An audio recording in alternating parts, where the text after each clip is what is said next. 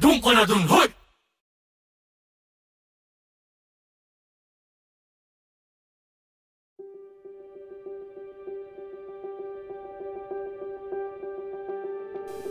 Ayon kay Pope Francis, be courageous, take risks, and go to the peripheries.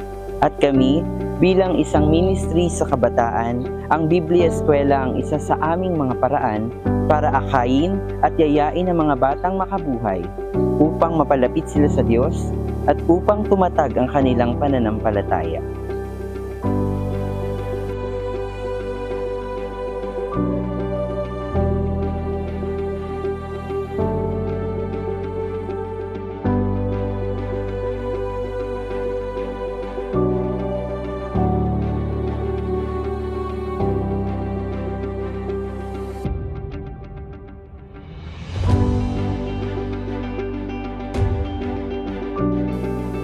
Nasa sulok man kayo at halos hindi maabot, sisikapin namin kayong akayin at yayain. Kaya mga bata ng Biblia Eskwela, halina't maging isang batang makabuhay at maging isang munting butil ng pag-asa.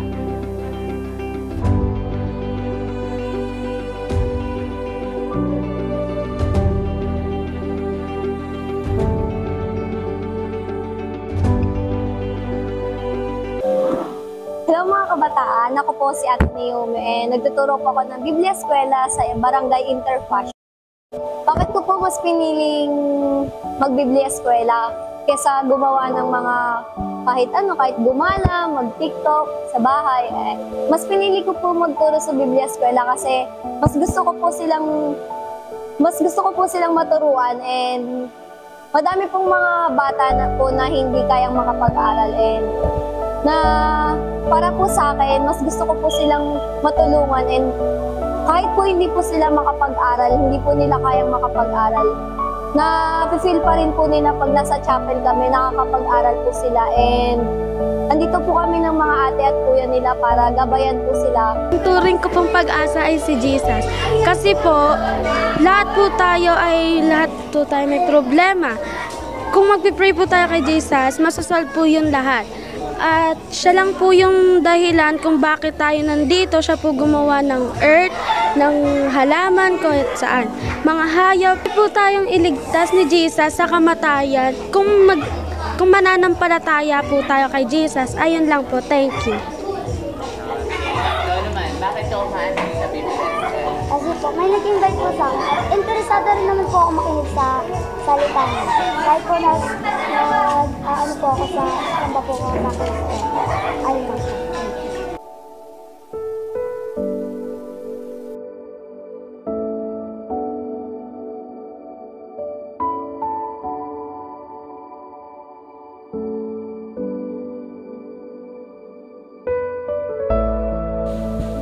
Hello mga ka-Biblia Eskwela.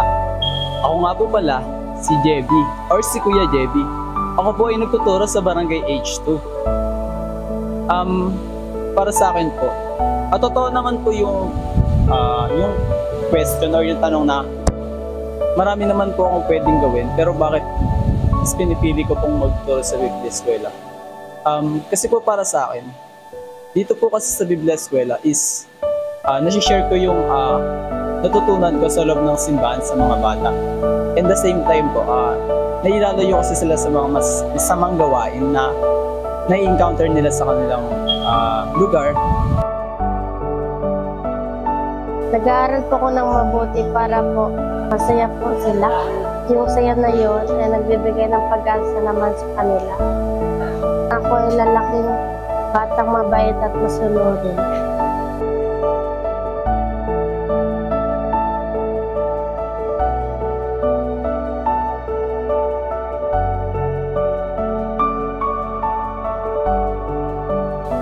Hello! Ako nga pala si Kuya Andrew. Nagtuturo ako sa Barangay Dato Ismael ng Biblia Eskwela. Bakit sa dami kong pwedeng gawin na gawain sa panlabas ng simbahan? Siguro kasi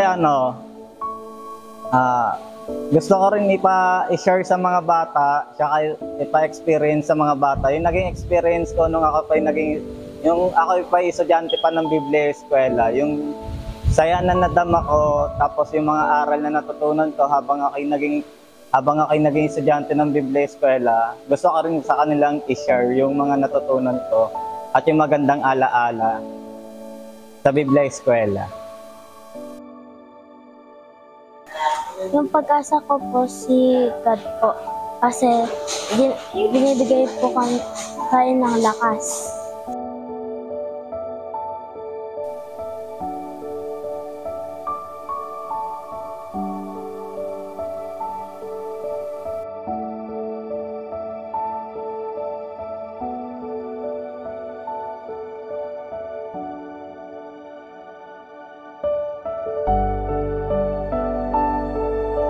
Hi! Ako po si Ate Chloe, Biblia Eskwela Facilitator ng Town and Country Community.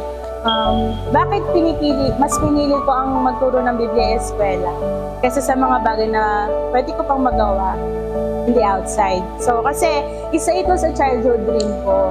Way back 2016, isa rin akong estudyante ng Biblia Eskwela. Hanggang 2016 hanggang 2019.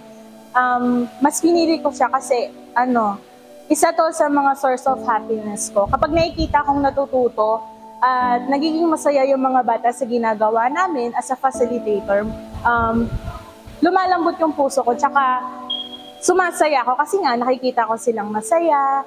Tsaka kasi sa bahay talagang wala naman masyadong ginagawa. Phone lang.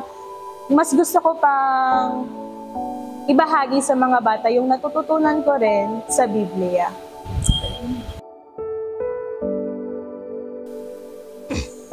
Nag-attend po ako ng Biblia Eskwela po para matutunan ko po yung mga turo ng Diyos po at naging isa pong maka-Diyos po na bata. I'm happy to be a Biblia Eskwela kid. Happy to serve.